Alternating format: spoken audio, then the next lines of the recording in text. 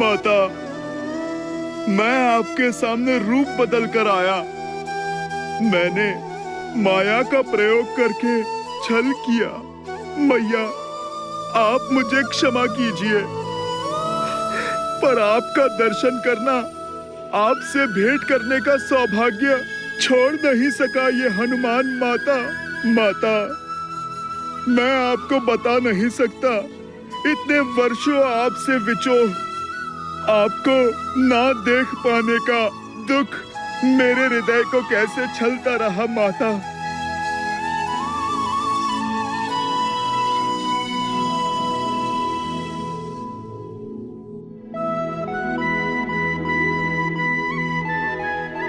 बस पुत्र, संभालो स्वयं को।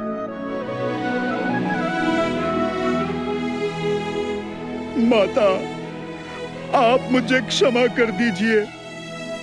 आपके समक्ष आया तो भी माया के आवरण में लिपटकर, रूप बदलकर माता। नहीं पुत्र, क्षमा मत मांगो। बताओ, कैसे हो तुम? कैसी है मेरी अयोध्या, मेरे श्री राम? माता के बिना भला ये संतान कैसी होगी? महारानी के ममतामय आंचल के बिना प्रजा भला कैसी होगी? हृदय में बिरहा की पीड़ा लिए प्रभु श्री राम कैसे होगे मैया? महलों में जन्मी, महलों में ब्याही, महलों को छोड़कर इन वनों में रह रही मेरी मैया पहले मुझसे मेरी कुशल चीन पूछ रही है। इतनी ममता केवल आप में ही हो सकती है माता। क्षण क्षण प्रभु से विरह का दुख झेल कर भी कभी किसी को आपने अपना सत्य पता नहीं लगने दिया माता। आप धन्य हैं माता, आप तो धन्य हैं। नहीं पुत्र, किस विरह और किस पीड़ा की बात कर रहे हो तुम? मेरे श्री राम तो सदा मेरे साथ ही है। आओ, तुम्हें भी उनके दर्शन करवाती।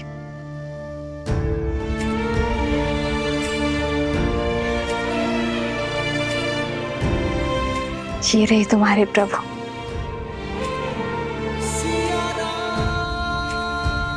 सदा मेरे साथ, मेरे पास।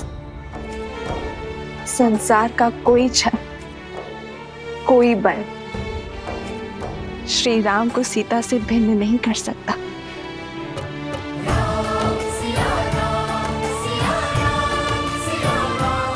जय सिया राम।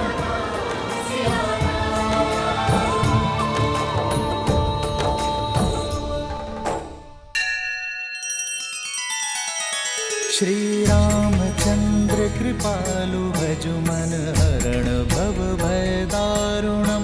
नव कंज लोचन कंज मुख कर कंज पद कंजारुणम। सिया राम, सिया राम, सिया राम, सिया राम, सिया राम, सिया राम। ये आप क्या कह रहे हैं भैया? माना कि मेरे प्राण संकट में पड़े, किंतु इस एक निर्णय ने आपको राजा बना दिया। ऐसे राज्य का राजा जिसकी प्रजा को उंगलियों पर गिना जा सके। प्रजा चाहे मुट्ठी पर हो या अनगिनत, राजा तो राजा ही होता है। हमें चलना चाहिए भैया। राजा का दायित्व धरा पर रह रहे हर जीव की रक्षा का है, फिर चाहे उनके लिए युवराज के प्राणों की आहुति क्यों न देनी पड़े। महायोद्धा लव की विजय हो।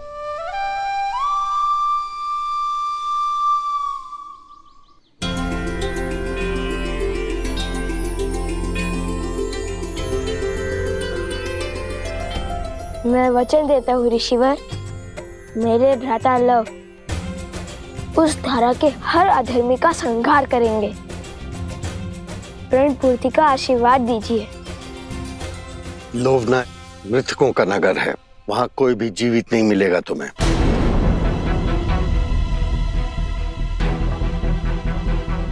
तुम्हें वहां मृत जीवों को जीवन दान देना होगा। मृतिका की नगरी अर्थात प्रेतात्माएं, इसलिए कहता हूँ बिना सोचे समझे प्रण लेने से प्राण भी जा सकते हैं। अब जाओ भूतों की नगरी।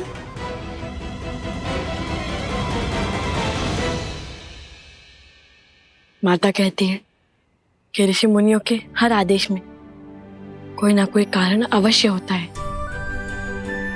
जो ना हम सोच सकते हैं और ना ही समझ सकते हैं। जैसे ऋषि विश्वामित्र श्री राम को लेकर गए थे ताड़का के वध के लिए, किंतु लौटे श्री राम और माता सीता को एक करके, वैसे ही यदि आपने हमारे लिए ये पथ चुना है तो उसके पीछे अवश्य ही कोई उद्देश्य होगा। हमें सफलता का आशीर्वाद दीजिए ऋषिवर। विजयी भाव। आयुष्मान भवा।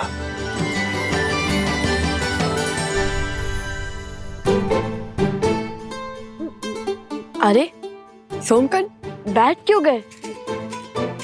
मैं यही रहकर ऋषिवर की सेवा करूंगा भ्राता लव। नहीं, मैं नहीं आऊंगा। मैं ऋषिवर की सेवा करूंगा। नहीं जाना मुझे। नहीं नहीं नहीं नहीं नहीं, मुझे यहाँ रहकर संतों की सेवा करनी है। ये घटना ने कैसा मोड़ ले लिया। जब लव कुश लक्ष्मण जी और उनकी सेना के समक्ष आने वाले थे, तब ऋषि अगस्त्य ने भेज क्यों दिया? क्योंकि नियति हमारी इच्छा से नहीं, अपने नियत समय से चलती है प्रिय गणेश। युग चाहे जो भी हो, महर्षियों और मुनियों ने नियति के निर्णय को गति देने का कार्य सदैव किया है। जैसे वर्षों पूर्व ऋषि अगस्त्य ने श्री राम और लक्ष्मण की जीवन यात्रा को आकार देने का कार्य किया था। किंतु लवकुश के इस उद्देश्य में इस अवरोध का क्या कारण है महादेव? क्या उन्हें और सज्ज होने की आवश्यकता है?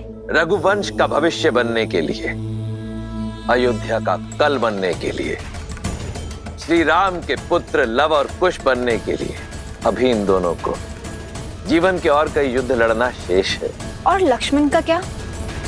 वो तो प्रसेनी गांव पहुंचने वाले हैं। क्या वो शत्रुघ्न को खोज पाएंगे?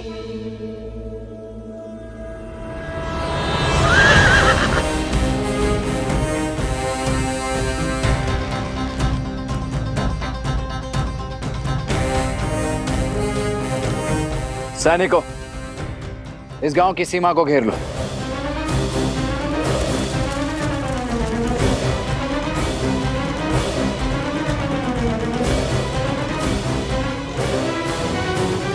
कौशल की भूमि पर अयोध्या के ध्वज के स्थान पर यह चिन्ह लगाने का दुस्साहस किसने किया है?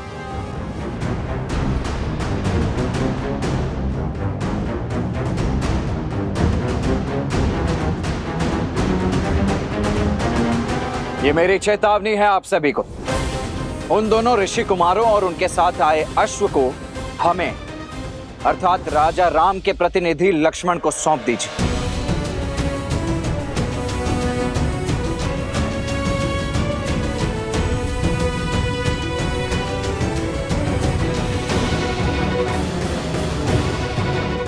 समझ गए।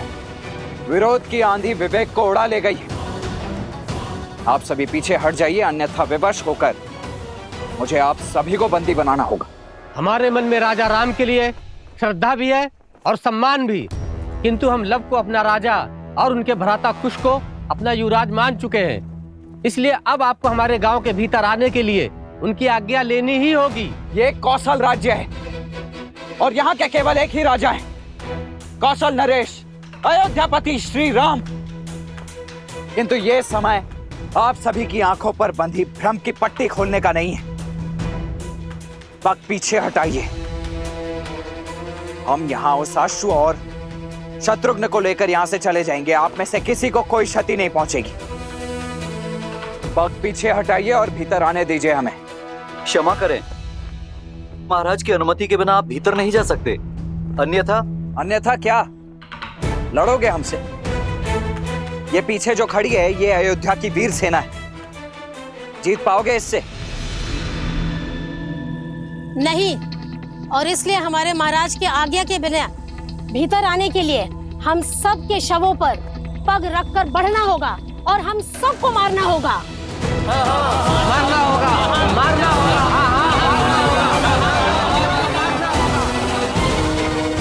आइए, रंगिए अपनी तलवार को हम निर्दोषों के रक्त से।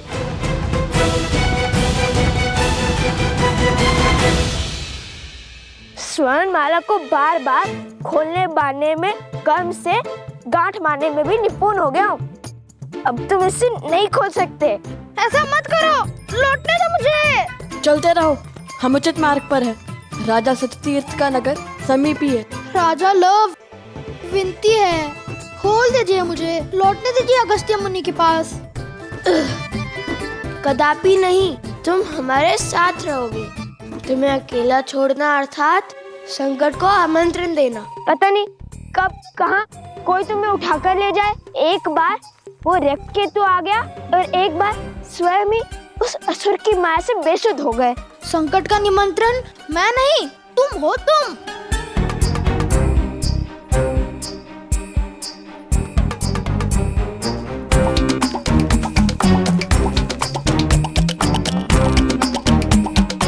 रुक जाता तो अगस्त्य ऋषि से तनिक ज्ञान ही ले लेता। वो एक ग्रास में पूरा का पूरा वो तभी असुर खा गए थे। आता समुंदर को पीकर बंजर कर दिया था उन्होंने। ना कुछ सीख जाता उनसे। क्यों, जल पीना नहीं आता क्या? अच्छा, तो आलू का पूरी क्यों नहीं लेकर गए मुझे? ले जा रहे हो तो वो भी वहाँ जहाँ प्रेतों का डेरा है। मेरे पास तो स्वर्ण कमल की माला भी नहीं कि मैं अदृश्य हो सकूं। आलोकपुरी के मार्ग में हमने तुम्हें नहीं छोड़ा था। तुम स्वयं पीछे रह गए थे। इतना खाते क्यों कि भाग ही ना सको?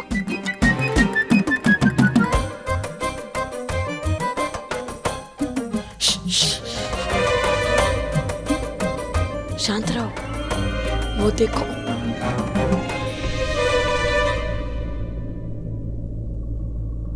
देखो, कहा था ना तुम संकट में ले जाओगे मुझे। नहीं नहीं नहीं, कुछ जाने दो मुझे। मैं नहीं आऊंगा। देखो, तुम तो योद्धा हो, मैं तो साधारण सा बालक हूँ ना। देखो देखो, छोड़ दो मुझे। भाग सकता हूँ, लड़ नहीं सकता। चलो चलो। नहीं, कुछ नहीं होगा, कुछ नहीं होगा तुम्हें।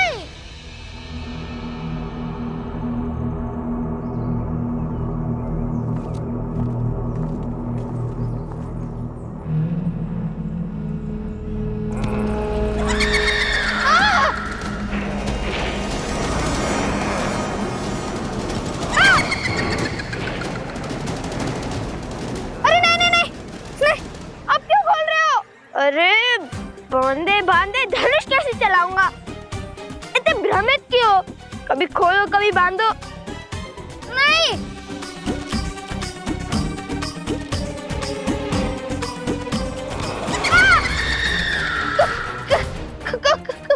जो भयभीत होते हैं उन्हें प्रेत सबसे पहले प्रहार करते हैं।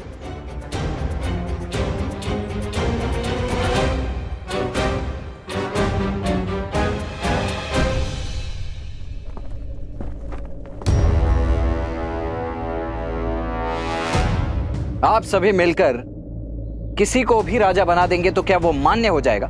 मानना पड़ेगा, क्योंकि जिन्होंने हमारे प्राण बचाए उन पर प्राण निछावर करने का धर्म है हमारा।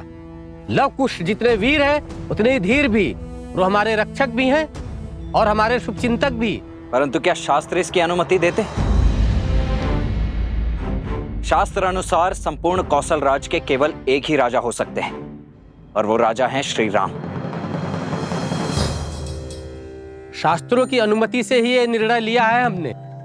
परिस्थिति के अनुसार विशेष पूजा करके कुछ समय के लिए अपना राजा बदल सकते हैं और इनका राज्याभिषेक तो स्वयं ऋषिवर हरित ने किया है। इसलिए आने वाली पूर्णिमा तक लव ही हमारे महाराज रहेंगे। हाँ हाँ, लव और कुश ने असुरों को मारकर हम सबको घोर विपदा से बचाया है। रघुकुल ने रक्त बहाया है इस धरा के लिए, और आज इसी धरा की प्रजा अपने ही राजा के आदेश की अवहेलना कर रही।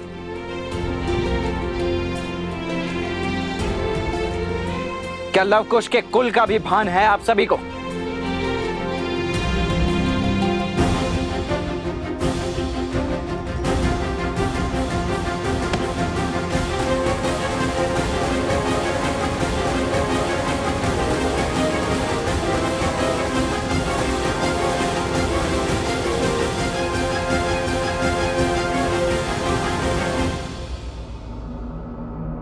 भूत प्रेतों की नगरी, यही स्थान मिला था ऋषि अगस्त्य को।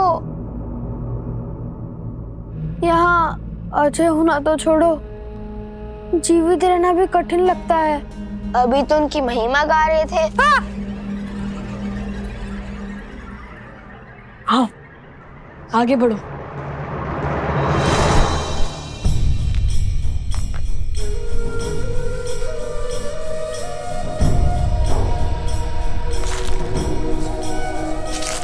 भैया सावधान।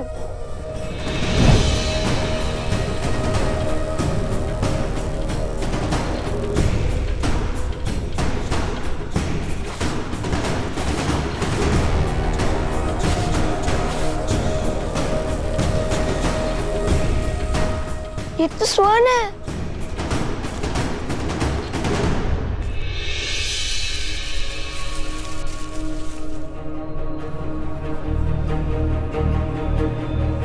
और ये भी।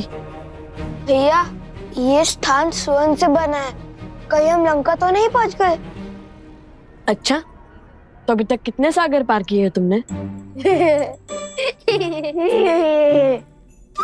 पहले इस जाल से अपनी धोती को तो संभालो, फिर हंसना। समझ गए ये लंका नहीं है, अब चले आगे।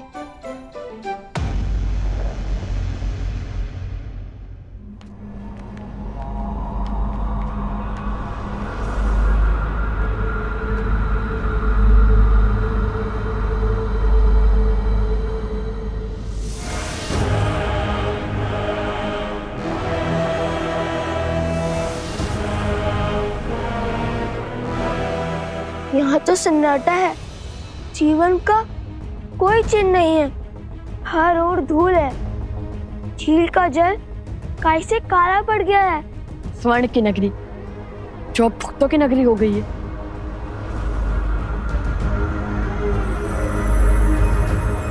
यह अवश्य ही सतीर्थ का महल होगा।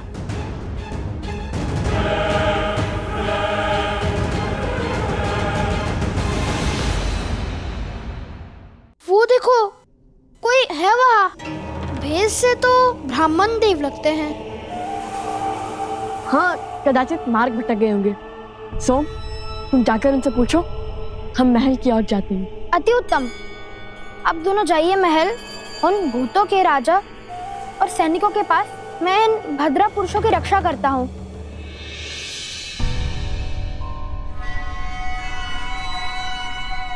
मैं तो बच गया। सुनिए ब्रह्मदेव। प्रेत!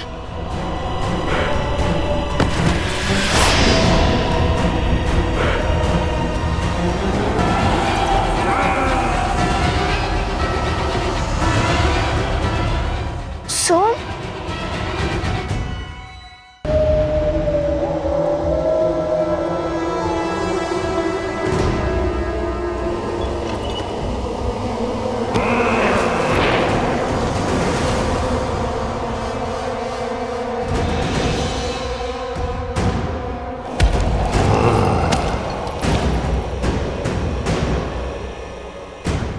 प्रेतात्माएं जिनका श्राद्ध पूर्ण नहीं हुआ। कैसे पता भैया? उनकी शिखाओं को देखो।